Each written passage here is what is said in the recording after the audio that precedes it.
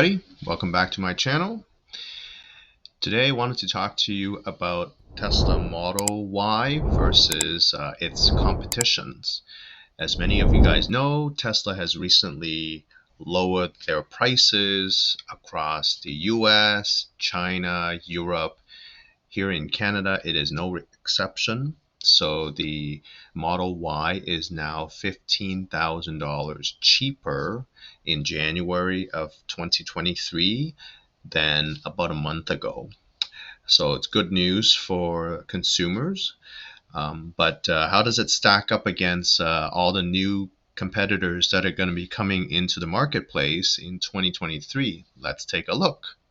So we have Ocean Ultra, which is in its lineup the cheapest all-wheel drive version, versus the Model Y, the 5-passenger version, versus Vinfast, the VF8 with the Eco level, or trim, I should say. So let's take a look at the length in inches. So 188 for the Ultra, Ocean Ultra, 187 and 187 for VinFast. So they're very similar in overall length. The width, keep in mind that these are the mirrors are folded for the Model Y at 77.9 versus 78.5, and VinFast seems to be a little bit slightly more narrow at 76.1. The height, pretty similar again. The Ocean at 64.2, 64 here for the Model Y, and slightly taller for the VinFast at 65.4. Wheelbase, the longest is VinFast out of all three of them. In terms of cargo capacity, I wanted to do a comparison, but unfortunately VinFast, I wasn't able to find this information on VinFast website or anywhere public domain. But Model Y, with its two level of trunk space, the regular trunk, and then there's a lower level trunk beneath, is 30 cubic feet of space in the trunk, 25 for the Ocean Ultra. And then because Tesla also has a frunk in front, that's about 4.1 cubic feet in front. The Ultra does not have any capacity in front. VinFast, on the other hand, does have a small space in the front trunk area. I think it's roughly about 1 cubic feet. All right, looking at the performance now. As you can see, I highlighted for you guys the numbers that actually stacks up nicely are on the Fisker Ocean. So it has a claimed maximum horsepower of 540 compared to its competitors, which at Model Y long range of 384. VinFast is the lowest in terms of horsepower in this case at 349. Keep in mind this is the Eco version. There is a higher version that would give you more horsepower, about slightly over 400 horsepower. The torque, unfortunately, we don't have that information for Ocean. But in these two cases, Tesla and VinFast are very similar. In terms of acceleration, Ocean has a claim acceleration from 0 to 100 kilometers per hour or 0 to 60 miles per hour of 3.9 seconds for the Ultra level. And then 4.8 for the Model Y and 5.9 for VinFast. So once again, VinFast is a little bit behind the competition here. In terms of the usable battery estimate, its Ocean is going to be over 80 kilowatt hour by a lot of estimates on the online by different blogs. Tesla has about 75, and VinFast is 80.5. The range, the company estimates it to be 340 miles, which is 544 kilometers. That's going to be slightly higher than the Model Y, which is currently at 531. And VinFast is on the WLTP estimate of 471.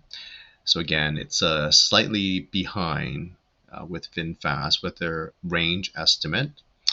In terms of maximum charge speed, we don't know for sure yet for the Fisker Ocean, but it is estimated to be greater than 250 kilowatt at the fastest charge speed.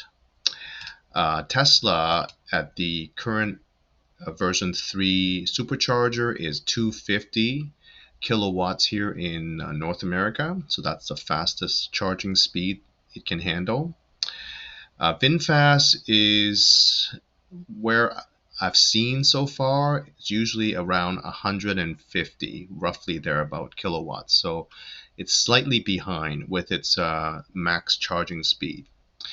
Taking a look at the pricing now across the three here in Canada, the starting MSRP for the lowest model, this is the Fisker Ocean Sports model, it starts at $43,999.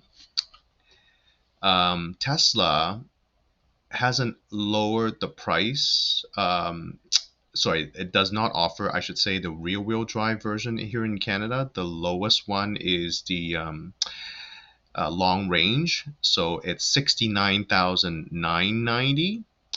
VinFast is $54,990.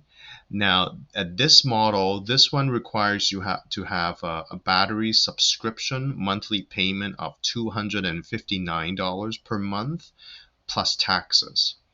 So I'm not sure if people would like that, but there is a new alternative now that they came up with recently. So in Canada here, there is something called the Zero Emission Vehicle Rebate or Incentive.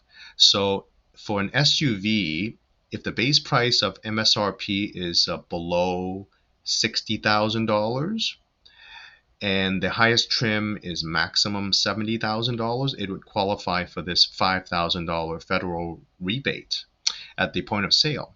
So Ocean would definitely qualify in this case. Tesla does not, although I think there is an opportunity for Tesla to bring back the Model Y rear-wheel drive. It was here in Canada briefly for about a 2 months period, a number of years ago. So if they bring that back to Canada and offer it to be less than $60,000, and this being less than 70, the long range would qualify in that case. So if Tesla is listening, bring back the rear-wheel drive at below $60,000 MSRP, and suddenly you will have a lot more people buying the Model Y. And then VinFast, again, this would also qualify for the federal rebate. So in terms of the lowest price MSRP for an all-wheel drive, or I should say dual motor, however you want to call it, for Fisker Ocean is $63,999 in Canada, $69,990 for a long range. And if you don't want to pay for the monthly subscription fee, VinFast VF8 Eco version is $64,990. So taking into account the inspection, delivery fee, federal aircon tax, and the Ontario motor vehicle fee as well, I use the Tesla numbers because I don't have that same information for VinFast or Fisker, but I would assume they would be very close. So on an after-tax basis, you could see that Fisker is the cheapest before the rebate. And then after the rebate, there's a substantial difference there between the Fisker and Model Y. There is about $11,000 difference. And then for those folks that are living in BC, British Columbia, and in Quebec, you may qualify for additional rebates as well. The one in BC is based on income tax. So if someone makes a lot higher income, then they would qualify for less. Whereas the one in Quebec is very generous at $7,000 rebate for EVs that have MSRP below $60,000. So that's a quick look at a comparison between the three different models, I should say, Ocean versus Model Y versus VF8. So we'll see if Ocean or Fisker Ocean can be brought to Canada in this year in 2023. Currently, it's not even on the Natural Resources Canada fuel consumption hasn't been tested yet, and it hasn't gone through all the regulatory approvals yet here in Canada. So I don't think Canada is going to see the Ocean for a little while. Anyways, thank you for listening to me.